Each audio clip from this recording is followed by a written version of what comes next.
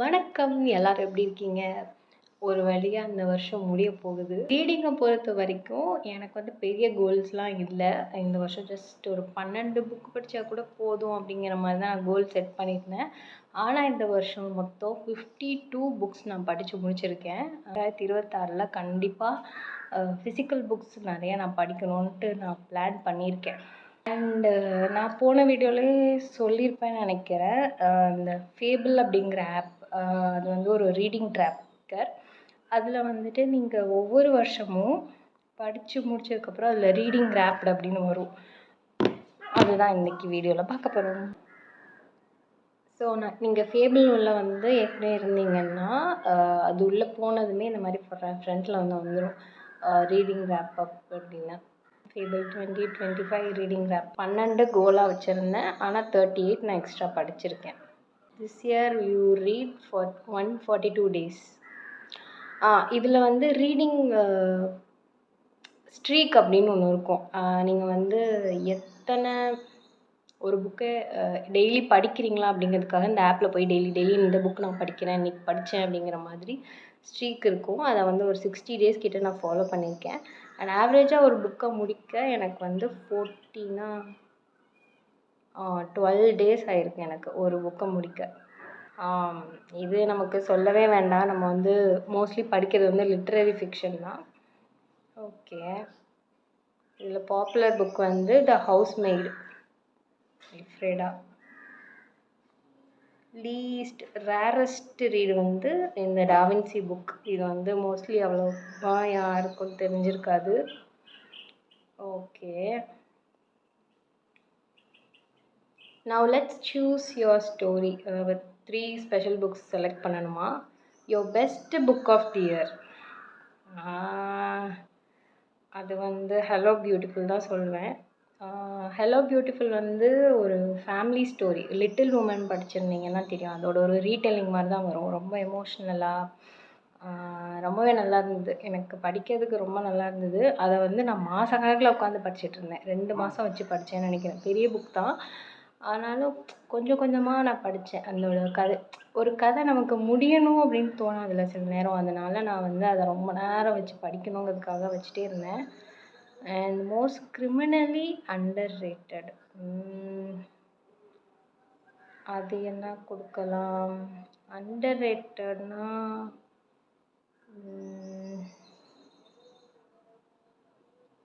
Okay, இந்த book சொல்லுவேன், 2 Caravans அப்படின்னு சொல்லிட்டு. இந்த ஆத்தரோட இன்னொரு புக் படித்தேன், டிராக்டர் என்னது the history of tractors in உக்ரைனா அப்படின்னு ஒரு புக்கு. அதுவுமே short history of tractors in Ukrainian, அதுவும் நல்லா இருந்தது. அண்ட் இவங்களோட இந்த புக்குமே எனக்கு ரொம்ப பிடிச்சிருந்தது. டிஃப்ரெண்ட்டாக இருந்தது. நம்ம யூஸ்வலாக படிக்கிற கதை மாதிரி இல்லாமல் ஒரு என்ன சொல்ல, ஒரு காமெடியாக ஒரு ஃபன்னியாக இருந்தது. அதனால் இது வந்து நான் கிரிமினலி அண்டர் ரேட்டட். இந்த ஆத்தர் நிறைய பேருக்கு தெரியாமல் கூட இருக்கலாம். அதனால் நான் இதை சூஸ் பண்ணுறேன். And the most beautiful cover, இது வந்து ஆப்வியஸ்லி அந்த இந்த கவர் சாம் ஃபார் இதுதான் சாம் ஃபார் த வைல்டு பில்ட் அப்படின்ட்டு ஒரு ரோபோவும் ஒரு மனுஷனும் அவங்களுக்குள்ளே இருக்க கான்வர்சேஷன், அதை பற்றின ஒரு புக் தான். அவ்வளோ அழகாக எழுதியிருந்தாங்க. இது வந்து ரொம்ப குட்டி புக் தான். உங்களுக்கு ஆக்சஸ் இருந்ததுன்னா நீங்கள் படிங்க. ரொம்ப நல்லா இருந்தது. இதை வந்து நிறைய பேர் பேசி நான் பார்த்துருக்கேன். அந்த கொசு அதனால் எனக்கு இது ரொம்ப பிடிச்சிருந்தது. அதனால் அண்ட் கவர் கூட அவ்வளோ க்யூட்டாக இருந்தது. அதனால் நான் இதுக்கு வந்து பியூட்டிஃபுல் கவர் அப்படிங்கிறதுக்கு இதை கொடுக்குறேன். So to rape it all up, okay, இதுதான் நம்மளோட ரேப் அப்புங்க. 50 புக்ஸ் ப்ளஸ் அந்த 2 தமிழ் புக்கை விட்டுட்டாங்க. என்ன புக் தெரில. அறியப்படாத தமிழகம் ஒன்று, இன்னொன்று வந்து என்னன்னு தெரியலையே, 2ஐயும் விட்டுட்டாங்க. ஓகே, நெக்ஸ்ட்டு அடுத்த வருஷத்துக்கு என்ன ரீடிங் கோல் வைக்கலாம்? ஓகே, 50 முடிச்சிருக்கோம் நம்ம. ஆனால் 50ங்கிறதே எனக்கு பொறுத்தளவுக்கு ரொம்ப கம்மின்னு நினைக்கிறேன். ஏன்னா with the time I had இந்த ஸ்க்ரீன் டைம்லாம் குறைச்சிருந்தேன்னா இன்னும் கூட நிறைய படிச்சிருக்கலாம். அதனால ஒரு 100 வைக்கலான்னு இருக்கேன். இதை நான் பண்ணுறேனோ இல்லையோ தெரியாது, ஆனால் 100 தான் நம்மளோட ரீடிங் கோல். 2020 தான் நான் மோஸ்ட் நம்பர் ஆஃப் புக்ஸ் படிச்சிருக்கேன், 125ன்னு நினைக்கிறேன். ஏன்னா அப்போ வந்து இந்த கோவிட் லாக்டவுன் டைம்ங்கிறதுனால வேலை ஒன்றும் கிடையாது, ரீட் பண்ண, சாப்பிட, தூங்க, அவ்வளோதான் நமக்கு வேலை. அதனால் 125 புக்ஸ் கிட்ட படித்தேன். அந்த டயத்தில் தான் ஒரு இன்ஸ்டாகிராம் அக்கௌண்ட்டும் ஆரம்பித்து அதுலேயும் ரிவ்யூலாம் போட்டுட்டு இருந்தேன் என் ஃப்ரெண்டோட சேர்ந்துட்டு. அது வந்து அந்த அக்கௌண்ட் வந்து இப்போ வந்து நாட் ஆக்டிவ். ஸோ என்னால் அது பண்ண முடியும்னு நான் நினைக்கிறேன். மோஸ்ட்லி இந்த ஸ்க்ரீன் டைமை குறைச்சேன்னா என்னால் கண்டிப்பாக 100 புக்ஸ் ரீட் பண்ண முடியும். அந்த 100 புக்குமே என்னோடய ஃபிசிக்கல் காப்பியாக இருந்தால் நான் ரொம்ப சந்தோஷப்படுவேன். அதனால் ஐ எம் செட்டிங் திஸ் கோல். அவ்வளோதான். ஸோ இந்த 50 புக்ஸில் என்னோடய ஃபேவரெட் அதை பற்றியும் ஒர்ஸ்ட் புக்ஸ் அதை பற்றியும் நான் சொல்லிடுறேன்.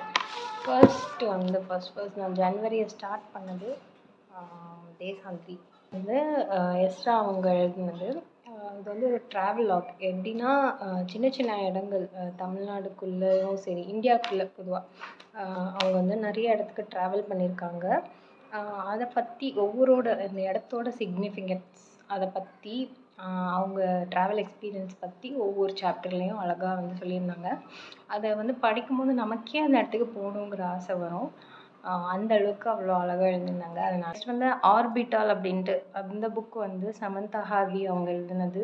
ஒரு ஸ்பேஸ் ஸ்டேஷன் இருக்குது, அங்கே இருந்துட்டு சில சயின்டிஸ்ட் வந்து எர்த்தை வந்து சுற்றி சுற்றி வருது. அது அவங்க வந்து அந்த எர்த்தை சுற்றும் போதெல்லாம் அந்த அவ்வளோ தூரத்துலேருந்து அந்த ப்ளூ பிளானெட்டை வந்து பார்க்குறாங்க.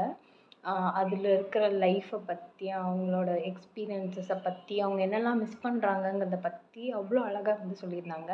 அண்ட் இன்னொரு புக் நான் ஜான்வரியில் படித்தது எனக்கு ரொம்ப பிடிச்சது வந்து த சாங்க்டம் கீ அப்படின்ட்டு சுதர்ஷனா எழுதினது.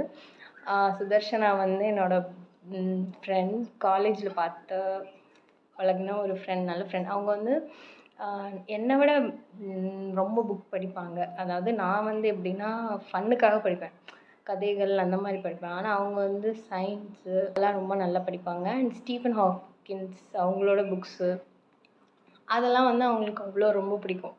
சயின்ஸ் நர்ட் அப்படின்னு சொல்லலாம். குவாண்டம் கீ அப்படிங்கிற ஒரு டிவைஸை பற்றி தெரிய வருது. அதை வந்து 2 குரூப் ஆஃப் சொசைட்டிஸ் வந்து அது கிடைக்கணுங்கிறதுக்காக போட்டி போடுறாங்க. ஒன்று வந்து உலகத்தோட நல்ல விஷயத்துக்காக யூஸ் பண்ணணும், அது தப்பானவங்க கையில் மாட்டிடக்கூடாதுன்னு நினைக்கிற ஒரு குரூப். அண்ட் இன்னொரு குரூப் வந்து அதை வச்சு நம்ம வந்து கண்ட்ரோல் பண்ணலாம், அதை பற்றி வந்து எக்ஸ்ப்ளோர் பண்ணியிருக்காங்க. நம்ம ஊரில் நடக்கிற கதை அப்படிங்கிறதுனால, அதுவும் நம்ம பொண்ணு எழுதின கதை சூப்பராக இருந்தது. அவங்க வந்து இந்த கேரக்டர்ஸை கையாண்ட விதம் எல்லாமே வந்து நல்லா இருந்தது. மல்டிபிள் கேரக்டர்ஸ் மல்டிபிள் டைம்லைன்ஸில் மாறி மாறி வரும். அதனால உங்களுக்கு படிக்கிறப்போ கன்ஃபியூசிங்காக இருக்கலாம், வந்து உங்களுக்கு கண்டிப்பாக பிடிக்கும். அண்ட் வந்துட்டு ஸ்டேஷன் 11 அப்படின்ட்டு ஒரு நாவல். அது வந்து பார்த்திங்கன்னா அதுவும் வந்து ஒரு அப்போகலிப்ஸ், போஸ்ட் அப்போகலிப்டிக் பீரியடில் செட் பண்ண ஒரு கதை. அதாவது ஒரு வைரஸ் பிரேக் டவுன் ஆகி இந்த உலகத்தில் நிறைய பேர் இறந்து போயிடுறாங்க, பாப்புலேஷன் இதாகிடுது. அண்ட் நெட்ஒர்க்கு, ஃபோனு, அந்த மாதிரி எந்த ஒரு கம்யூனிகேஷன் டிவைசஸ் எதுவுமே இல்லாமல் போயிடுது. அண்ட் உலகத்தில் மக்கள் தொகையே ரொம்ப குறைஞ்சிருது, ஆயிரக்கணக்கில் அந்தளவுக்கு போயிடுது. அப்படி இருக்கும்போது அப்பையும் ஒரு குரூப் வந்து ஷேக்ஸ்பியரோட பிளேஸ் இருக்கு இல்லையா, அதை வந்து ஊராக போய் ட்ராவல் பண்ணி அவங்க வந்து அதை வந்து அந்த ப்ளே வந்து பண்ணுறாங்க, ஒவ்வொரு இதாக எடுத்து. இதில் என்ன ஒரு விஷயம்னா, இதில் ஒரு கோட் எனக்கு ரொம்ப பிடிச்சிருந்தது. எல்லாமே வந்து இழந்தாச்சு, எல்லாமே போயிடுச்சு, ஆனாலும் அதுக்கப்புறமும் ஒரு வாழ்க்கையில், அதாவது இந்த உலகத்தில் வந்து அழகான விஷயங்கள் இருக்குது. ஆர்ட் மூலமாக அது வந்து எப்படி நம்ம வந்து செலிப்ரேட் பண்ணலாம் அப்படிங்கிற மாதிரி ரொம்ப நல்லா சொல்லியிருந்தாங்க. அண்ட் அது கூடவே வந்து இன்னொரு பக்கம் பார்த்திங்கன்னா மதத்தை வச்சு ஒருத்தர் வந்து கண்ட்ரோல் பண்ணிகிட்ருப்பார் பீப்புளை. அதை பற்றியும் கொஞ்சம் கொண்டு போயிருப்பாங்க. 2 பக்கமும் ஒரு கதை போயிட்டுருக்கும். நெக்ஸ்ட் வந்து டவுன் கால்டு சொலேஸ். இது வந்து ஒரு குட்டி டவுனில் நடக்கிற ஒரு கதை. ஒரு பக்கம் ஒரு சின்ன பொண்ணோட அக்கா வந்து காணாமல் போயிடுறா. இன்னொரு பக்கம் பார்த்திங்கன்னா பக்கத்து வீட்டில் புதுசாக ஒரு ஆள் வந்து குடி வராரு. இந்த பொண்ணுக்கு வந்து அவங்க அக்கா காணாமல் போனது ஒரு வருத்தம். அண்ட் பக்கத்து வீட்டில் அவளோட ஃபேவரட்டான ஒருத்தவங்க நெய்பர் அவங்க வந்து போயிட்டு அந்த வீட்டில் வேற ஒருத்தர் வந்துட்டு அவங்க பொருளெல்லாம் எடுத்து இது பண்ணிகிட்ருக்காரு. எடுத்து பாக்ஸில் போட்டு தனியாக உரம் பண்ணிவிட்டு நான் வீடை விற்க போகிறேன் அப்படிங்கிற மாதிரி பண்ணிகிட்ருக்காரு. இந்த குட்டி பொண்ணுக்கு ரொம்ப கஷ்டமாக இருக்குது. எப்படி அவங்க வந்து பண்ணலாம் அப்படின்னு சொல்லிட்டு அந்த பொண்ணுக்கு வந்து என்ன நடக்குதுன்னே புரியல. அப்படி இருக்கும்போது அதுக்கப்புறம் என்னெல்லாம் நடக்குது, அவங்க அக்காவுக்கு என்ன ஆச்சு அப்படிங்கிற மாதிரி ஒரு ஸ்மால் டவுன் ஸ்டோரி. அந்த குட்டி டவுனுக்குள்ளே நடக்கிறது. கேரக்டர்ஸ் எல்லாமே ரொம்ப கம்மியாக தான் இருக்கும். இது வந்து எப்படின்னா ஒவ்வொருத்தவங்களோட லைஃபு, அவங்களோட பாஸ்ட்டு ப்ரெசண்ட்டு எப்படி வந்து இன்னொருத்தவங்களை வந்து அஃபெக்ட் பண்ணுது அப்படிங்கிற மாதிரி ரொம்ப அழகாக கொண்டு போயிருப்பாங்க. இது வந்து நான் பெங்களூருக்கு போயிருந்தேன். அப்படி போனப்போ நான் போயிட்டு வர்ற வழியில் அந்த 5 hours கிட்ட ஆச்சு. அந்த டைமில் நான் அந்த புக்கை படித்து முடித்தேன். அதனால் எனக்கு ரொம்பவே பிடிச்சிருந்தது இந்த புக்கு. ஸோ அது ஒன்று. அண்ட் நெக்ஸ்ட் வந்து மேன் கால்டு ஓ அப்படின்ட்டு ஃப்ரெட்ரிக் பேக்மேன் எழுதுனது. கிரம்பியான ஓல்டு மேன். அவர் வந்து எப்போ பாரு சிடு சிடுன்னு இருக்கார். யார்கிட்டேயும் வந்து ஃப்ரெண்ட்லியாக இல்லாமல் ரொம்ப அன்ஃப்ரெண்ட்லியாக இருக்கார். அவருக்கு பக்கத்து வீட்டில் வந்து ஒரு பொண்ணு ஒரு ஃபேமிலி வராங்க. அந்த ஃபேமிலி வந்து தான் இவங்களை வந்துட்டு இவர்கிட்ட பேச ட்ரை பண்ணுறது, இவருக்கு வந்து சமையல் பண்ணி கொடுக்குறது, அந்த மாதிரி ஃப்ரெண்ட்லியாக வந்து இது பண்ணுறாங்க. ஸோ அவருக்கு வந்து தொல்லையாகவே மாறுறாங்க, அன்பு தொல்லையாகவே. அவர் வேண்டாம் வேண்டாம்னு அவாய்ட் பண்ணாலும் அவங்க வந்து போய் அவரோட வந்து பேசுகிறது அப்படி வந்து அவர் வந்து அவர் ஒய்ஃப் இறந்ததுக்கப்புறம் வந்து அதை வந்து க்ரீஃபில் இருக்கிறாரு. நம்மளும் அவங்களோடயே போயிடணும் அப்படிங்கிற மாதிரி ஒரு இதில் அந்த ஸ்டேட்டில் இருக்கார். அப்படி இருக்கிற ஒரு மனுஷன் வந்து யாரை பார்த்தாலும் ஒரு வெறுப்பு, வாழ்க்கை மேலேயே ஒரு வெறுப்பு, யாரை பார்த்தாலும் கம்ப்ளைண்ட் பண்ணிவிட்டு அண்ட் அவர் ரொம்ப பெர்ஃபெக்ஷனிஸ்ட்டாகவும் இருக்கார். அதனால் மற்றவங்க பண்ணுற தப்பு வந்து கரெக்ட் பண்ணிக்கிட்டே இருக்கார். எனக்கு ரொம்ப பிடிச்சிருந்தது இந்த கேரக்டர் வந்து. இப்படி ஒரு கேரக்டரை கண்டிப்பாக என் வாழ்க்கையில் நம்ம எல்லாரும் பார்த்துருப்போம். ஸோ ரொம்ப நல்லா இருந்தது படிக்கிறதுக்கு. அண்ட் தென் வந்து of course some for the wild build அப்படின்ட்டு அது வந்துட்டு ஒரு ரோபோக்கும் ஒரு மனுஷனுக்கும் நடக்கிற ஒரு இன்ட்ராக்ஷன். அதுதான் வந்து அதுதான் அதோட கோர் ஆஃப் த ஸ்டோரி. இந்த ரோபோலாம் என்ன பண்ணியிருதுன்னா ஒரு கட்டத்துக்கு மேலே இந்த மனுஷங்க வந்து ஓவராக ஒர்க் கொடுத்து ஃபுல் அண்ட் ஃபுல் ரோபோவே டிபெண்ட்டாக இருக்காங்க. அப்போ இந்த ரோபோக்கெல்லாம் வந்து ஒரு தனியாக இது இன்டெலிஜென்ஸ் வந்து நம்ம வந்து இதெல்லாம் வேண்டாம், நம்ம வந்து பீஸ்ஃபுல்லாக ஏதாவது வில்லேஜில் போய் நம்ம வந்து இந்த மனுஷங்களோட இன்ட்ராக்ஷனே இல்லாமல் நம்ம போய் ஃப்ரீயாக இருக்கலாம் அப்படின்னு சொல்லிட்டு ரோபோஸ்லாம் முடிவு பண்ணி போகிறாங்க. போய் தனியாக ஒரு ஃபாரஸ்ட் ஏரியாவில் போய் இருக்காங்க.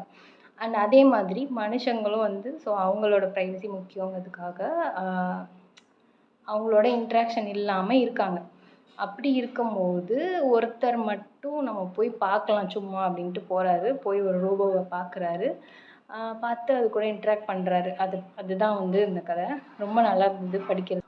அடுத்தது வேம்பயர்ஸ் ஆஃப் எல் நார்ட்டே அப்படின்ட்டு இது வந்து ஒரு மெக்சிகன் ஃபோக்லோர் பேஸ் பண்ணின ஒரு காதல் கதை.